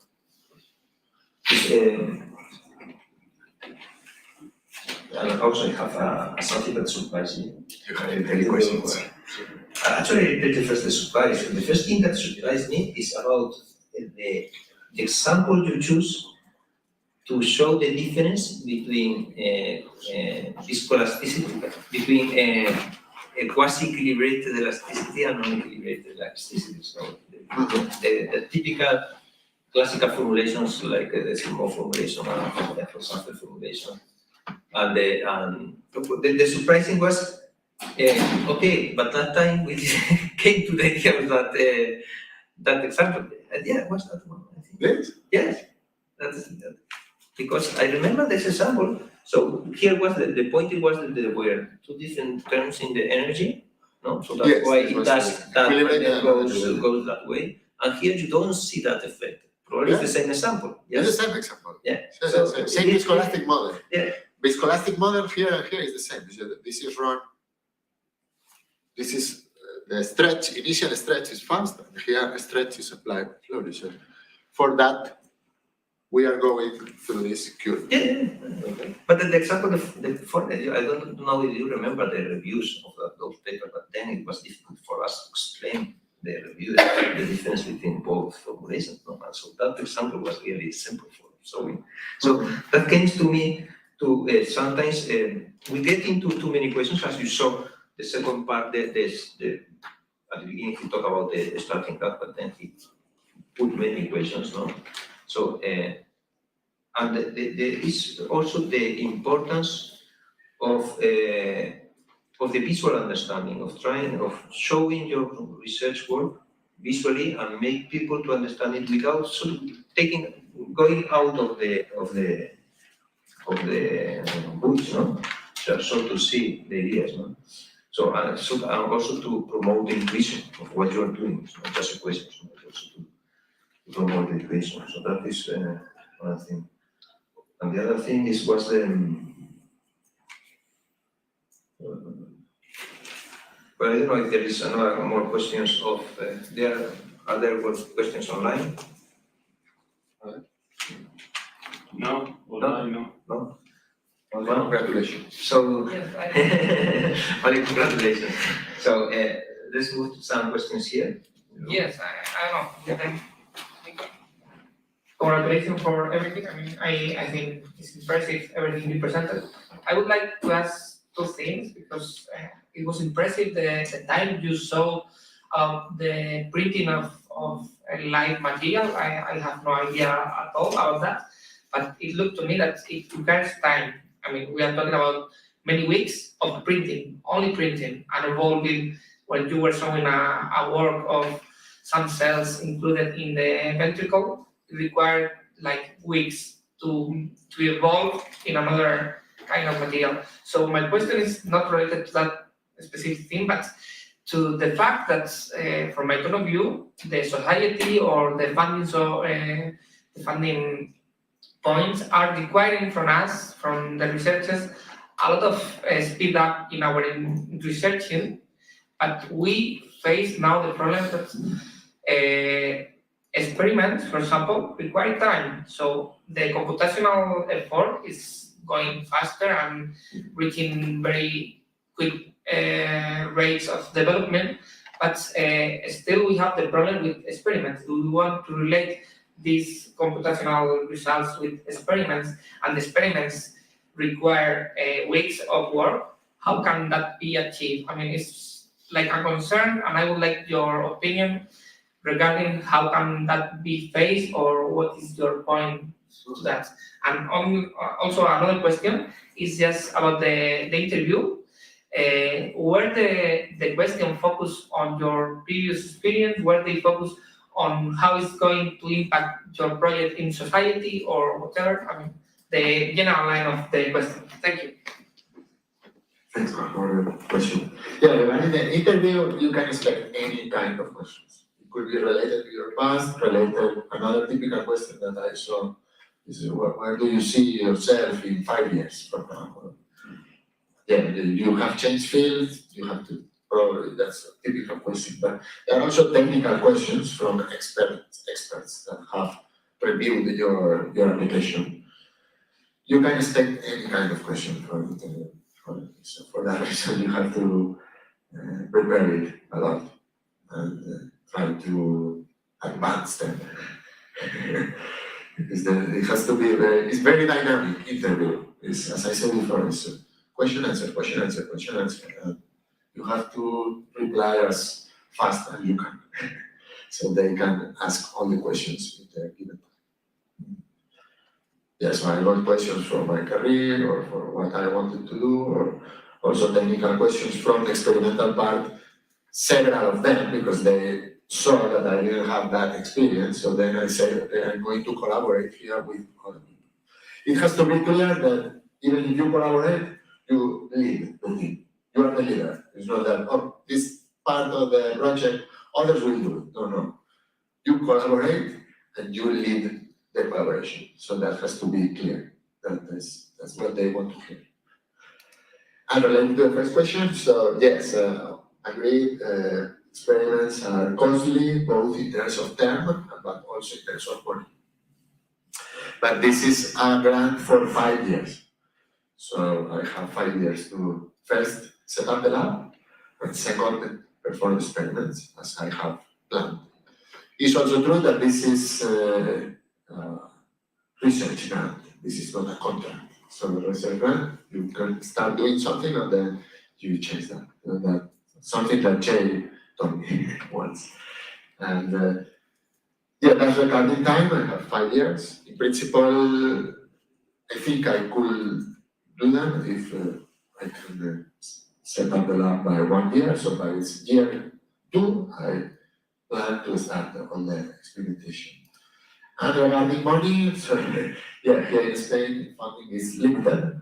So yeah, we go to Europe, so then we will more money, so we can perform more experiments. Okay. Thank you. Any other question? Yeah, that is actually part of the story. When you do a research grant, in 4 years you are probably end up doing something different. Because when you begin to do your work, you discover things, and that's why you are changing. It's basically you change to do things because you think that is the best way of working in your research. So, yes, yeah. Okay, I think first of all, your speech is very nice. I really like it. And I have a couple of questions. One thing that how can you carry out experiments that for your rate independent model, which is should I think the experiments should take like a very, very long time now, because the process is theoretically very, very slow. How can you carry out those experiments to validate your model? Another thing that can you predict the rate dependent results from the rate independent modeling results?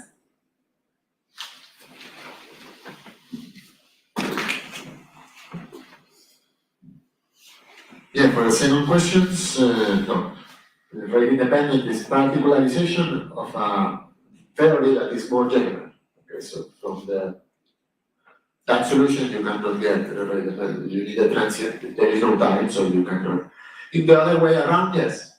from using a general rate-dependent theory for very slow motions, you get the equivalent of the rate dependent. It's just that this is computationally more costly, right? And to answer your first question, well, that's an assumption. I will assume that the tissue, no, the bioinks that we use, they degrade slowly enough such that the cells can deposit new materials, and that happens in a mechanobiologically equilibrated sense. Of course, that's just an approximation, but I think it's the first thing we must try, because it's the simplest model that we can use.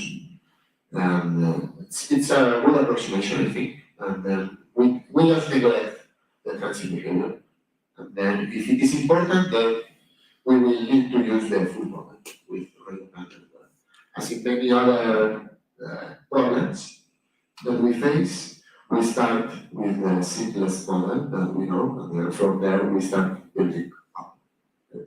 So that's what I will do. Thank you. Yes? Well, we have a question from a viewer in YouTube, and he's asking you about if you have plans to do any clinical trials or commercialization of all of this at the end of the project, and how it's involved into the main grant. Yeah, no, not for now. This is still these are experiments that are performed in vitro for now. As I said here, there are many things to do, a lot. In particular, one problem that we and others will face is the inclusion of the microvasculature in the 3D bioprinter ventricle. So in this case, cells will remain at the surfaces, is where only oxygen and nutrients can get by diffusion. But we don't have the microvasculature, which in this case will nurture the cells in the thickness, let's say at the middle of the thickness. So there won't be cells there. So then the pressures, as I showed you initially, the pressures that the organs group gets, in this, you can see it in this paper. This is not working. What? No. Okay, no, not working anymore. So you can see that the pressures that we can get in this type of structures are very low. So if we could, I mean, we, in collaboration with, of course, surgeons and clinicians, could implement this, I could implant this in a mouse, because this has the size of the ventricle of mouse. Then that mouse probably won't survive.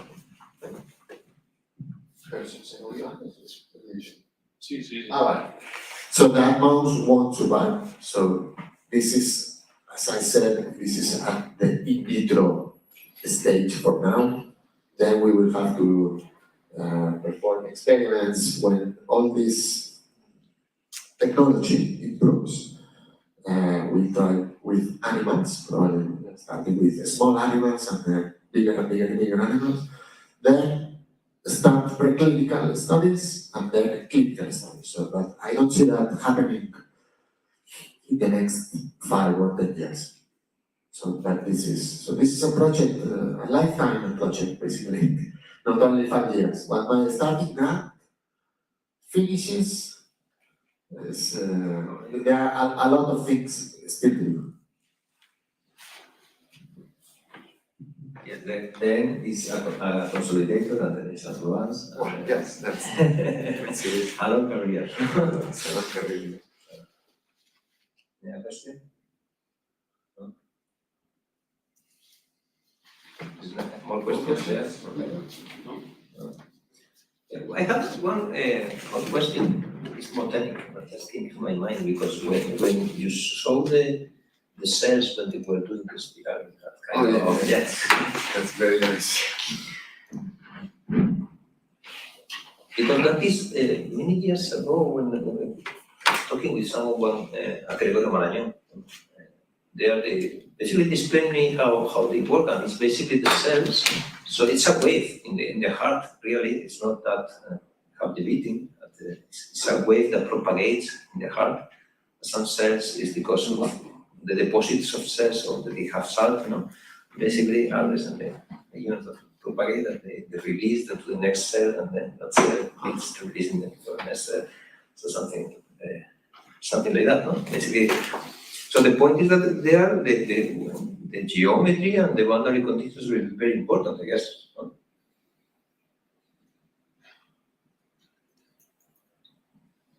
Let's see if I can make it run. No, it doesn't want to run. Yeah, good work. Well, so Yeah, but that's a re-entry that is typical of fibrillation. yeah, that's what. And that's indeed what my colleagues at CI2B, what they model computationally. Yeah, because the point was that if one of the therapies is just to substitute some parts that are dead by stem cells or some general cells, and the problem is that since the release time is different from the other cells, that's why they create that kind of Yes, thing. So, okay, apart from the comment, the question is, okay, then you probably need to model the heart itself completely, so to model the propagation of the wave and that. That's also why you need a couple of simulation with the electromechanical part. But are you referring to simulations? Right now, yes. Yes.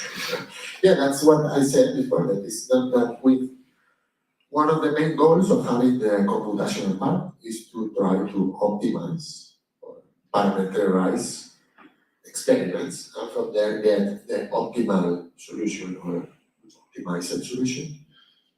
And then we can reprint and then we can test if the model, the prediction of the model is good or not. But the other thing is that we can perform simulations, as you said, of the whole heart, where one ventricle is bioartificial and the other part is native. So of course, the frequencies will be different. There will be many non-uniformities between left and right differences. And we can, the good thing is that even with a simple model that will miss many aspects of an actual implant. With that we can, I think, test or start to test many things that we cannot do experimentally. And that's the good thing of having the computational model. Indeed, all these groups that I showed, well, I showed the Auger group, but there are other groups that are using the electro-spinning and other fabrication techniques. But these groups, okay, they are very well-known groups, they are excellent, but they are mostly experimental. And my case is the opposite, I'm mostly computational. So, but for that reason, I wanted both parts, experiments and computations. And because I think I can contribute with my grain of sand to this field with the computations, but for my lab, I also wanted experiments, because you knew that when doing the PhD, sometimes we needed data that we couldn't find, and now you have your own lab, so you can have it.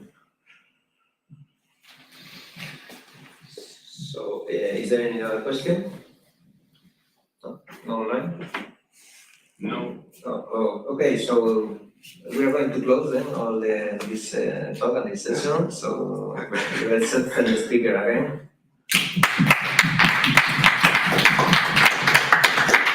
Thank you very much for everyone for attending. Also, thank you, Marcos, for coming for this talk and for doing so nice presentation. Thank you very much.